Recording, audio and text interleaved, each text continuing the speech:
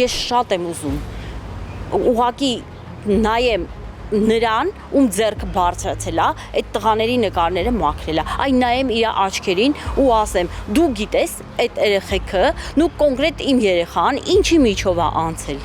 44-օրյա պատերազմում զոհված Հայգազ Մկրտչյանի մայրն ուզում է տեսնել այն մարդկանց, ովքեր քերելով մաքրում են մայրաքաղաքի տարբեր անկյուններում պատկերված ապրիլյան ու 44-օրյա պատերազմներում զոհված տղաների դիմանկարները, որոնք նկարել են տարբեր նկարիչներ տարբեր տարիներին։ Իր որդու դիմանկարը պետական տնտեսագիտական համալսարանին հարակից գետնանցման պատերից մեկի վրա էր նկարված։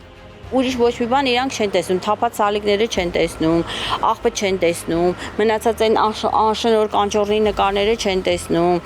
գոյուղաջրերը, որ փողոցով գնում են, չեն տեսնում, ոչինչ չեն տեսնում, մենակ այս տղաների նկարներն են անում։ Սա արվում է նրա համար, որ հետագա սերունդը չտեսնի, չիմանա, չհարցնի, չհետաքրքրվի, չճանաչի, որպեսզի հետս հետ է հիշողության մեջից երեխաների հիշողության, մարդկանց հիշողության մեջից դա ջնջեն։ Զարմանում է Տիկին Աննան, ինչու քաղաքի այլ ավելի խորքային խնդիրները թողել, սկսել են տղաների դիմանկարներից։ Միայն Հայգազի նկարը չէ, որ հեռացրել են։ ԵՊՀ-ի պատերից էլ ջնջել են ապրիլյան պատերազմում զոհված Ռոբերտ Աբաջյանի, Արմենա Կուրֆանյանի դիմանկարները։ Ամենակարևորը, որ իրանց խանգարում էր, սա էր։ Նկարներն էին տղաների։ Քաղաքապետարանից ասում են նման նկարների համար թույլտվություններ են պետք, իսկ մաքրման աշխատանքները շին բարեկարգման շրջանակում են արվում։ Ես գիտեմ իրանք ինչպես են մեկնաբանում, մեկնաբանելով, որ թույլտվություն չունեն, հավանաբար այդպես են ասելու։ Իսկ այդ թույլտվությունը մեզանից վերցրել էին, որ մեր տղաներին տարել են, սպանել են։ Ինձանից ոչ ոք թույլտվություն չի վերցրել։ Հիմա ինձանից իրանք գիտեն ինչի միջով են անցել այդ տղաները, ինչ գին են վճարել, այդ գինը վճարածի գինը իրանք գիտեն ինչ է։ Իսկ ինչու է քաղաքապետարանը մաքրել Հայգազի նկարը, իսկ ճիշտ դիմացի պատի անճոռնի պատկերները, անիմաստ գրառումներն ու կիսապատրված թղթերը դեռ իրենց տեղերում են։ Չէ որ աշխատանքներն իրականացվում են շին բարեկարգման նպատակով։ Քաղաքապետարանից վստահեցնում են դրանք եւս ժամանակի ընթացքում կմաքրվեն։ Ջնջում են այն տղերքի նկարները, ում շնորհիվ սրանք այսօր պայմանական Հայաստանում, հա,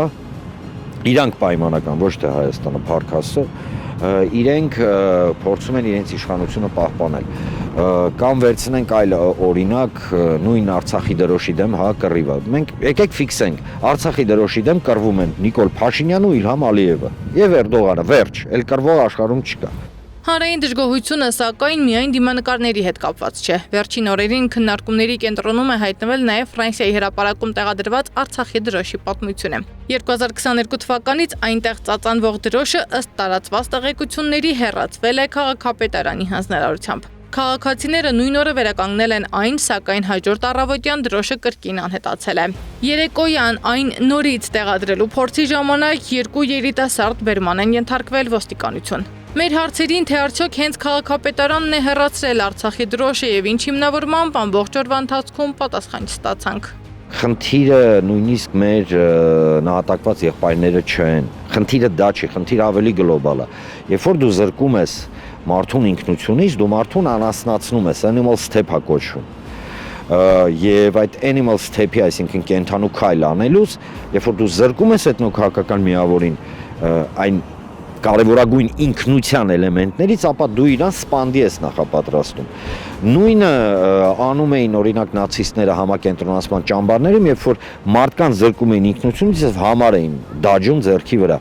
Քաղաքապետարանը խոսում է բարեկարգման եւ թույլտվությունների մասին, սակայն զոհված զինվորների հարազատները եւ մի շարք քաղաքացիներ համոզված չեն, որ խնդիրը միայն վարչական ընթացակարգերի մասին է։ Թե ինչ սկզբունքով են հեռացվում պատերազմների հերոսների դիմանկարները եւ արդյոք քաղաքապետարանն առնչություն ունի Արցախի դրոշի հեռացման հետ, մեր հարցերն առայժմ անպատասխան են մնացել։ Սեդա Մակարյան, Տարոն Ղանդիլյան, Նոնա Գևորգյան, ABC Media։